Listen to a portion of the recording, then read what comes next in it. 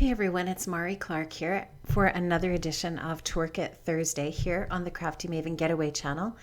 And in the opening frames there, you saw the inspiration pieces, of course, and as well, you saw the sketch that Jen Stokes and I chose as our inspirational sketch for this layout today. And it happens to be by Susan Stringfellow, and it's sketch number 60. And this is from sketchsavvyblogspot.com. So on the layout, you can see that I chose the colors from the inspiration. And what I did was I just laid down some acrylic paint, and I didn't show that on camera because it's just, really simple, basic. Pick out some acrylic paints, swipe them on there with a brush. And I did prepare my paper with some clear gesso. If you want to see more of the work that I've done with acrylic paint, you can check that out on my YouTube channel, and I will leave some links for that below in the description. So what I'm doing on the layout is I'm just adding a little bit of color shine in some of the colors from the inspiration. So I believe that's probably mint, and I also use some gold color shine and some navy color shine as well, just to add some shininess, I suppose, and some glitter to the paper in colors that match up with the inspiration colors.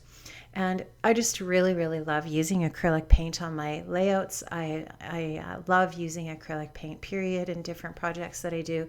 But I really love to use it in my scrapbooking too, because it's very, very easy to work with.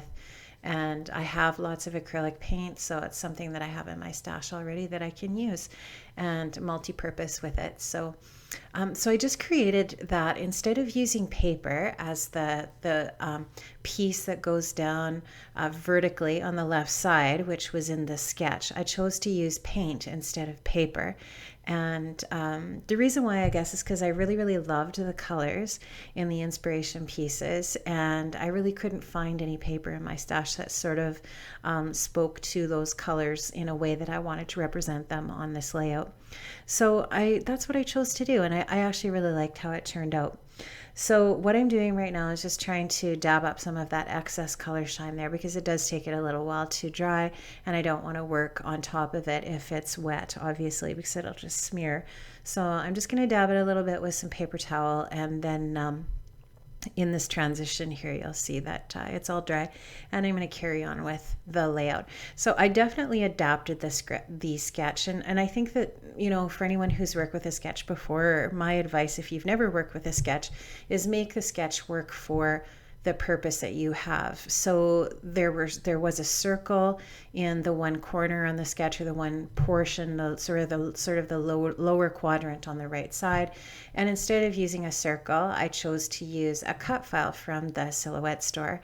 And I think it's a 4-leaf clover cut or something like that. But I thought that it looked like flowers too, and so I wanted to use them because in the pictures that I chose for this layout are of my daughter, and she's out in a canola field, and she's blowing some dandelion seeds. So these two pictures I chose to print them in black and white because it's a very colorful layout, and I didn't want the colors in the photographs competing with the colors on my mat and so on that I'm using. So I just thought the black and white really complemented that. So then I also cut from the Silhouette store some little cut files that are also look like dandelions, and I just used those. I kind of curled them up a little bit, and I used some Maggie Holmes, I think they're standouts from, I can't remember which line, but I'm sure a lot of you have seen these obviously before. I think they're a little bit older, but I just absolutely love them. They're really, really nice pieces, and I've been hoarding them a little bit.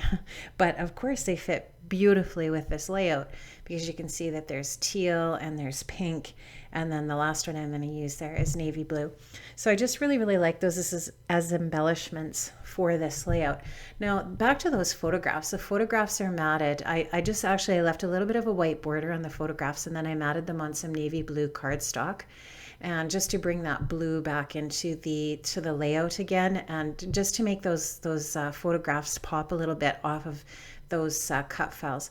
Now I'm just showing you a few of the other little embellishments that I picked out of my stash that are, these are some really fun pieces that I've had for a bit, and I haven't used them. And I once again, I often find that I've got little pieces that I tend to hang on to a little bit too long. So it was time to use some of these pieces. So there's a little pink record there that says lovely on it, and then some Dear Lizzie Serendipity puffy stickers that I used. And then I also used some freckled fawn stars on there in gold as well, just to bring the gold out.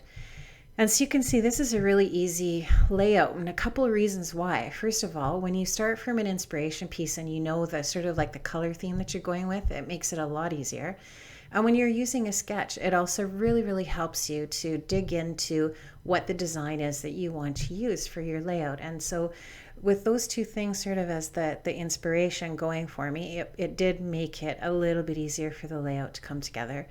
And so you can see that now I'm just going to work on sticking some of these things down and work on the placements of the pieces. So you can see that I basically have, a few little bits of clusters going on there. I have, and, sort of like a lot of times when you think about the rules, I suppose, of design, I have things in threes. So I've got those 3 flowers, I have 3 stars, and I don't really have necessarily 3 cluster areas.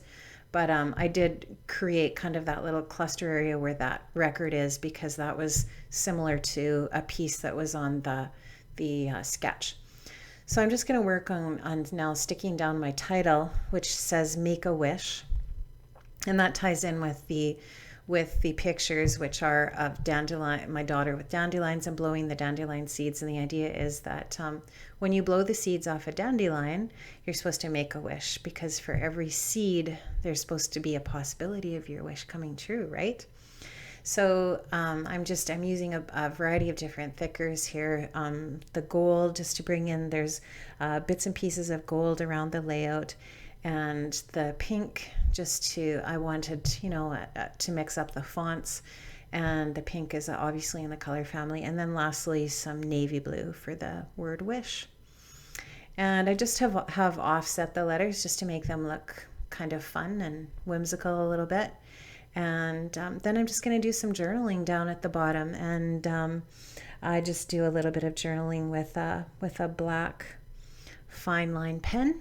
And I do not remember which one I used. I think it was maybe a Statler pen. I think that's probably my favorite one. And I do find a lot of times I have to glue the chipboard pieces down so that they stay put. Now you also notice that I rounded the edges of my white cardstock. It's something that I've been doing lately. I just really like the way that it finishes it off. And I've mounted that white cardstock onto a navy blue cardstock just to make that white paper pop a little bit. So you know what? This layout's pretty much finished. I'd love to have you check out my YouTube channel. I'll leave a link to that below.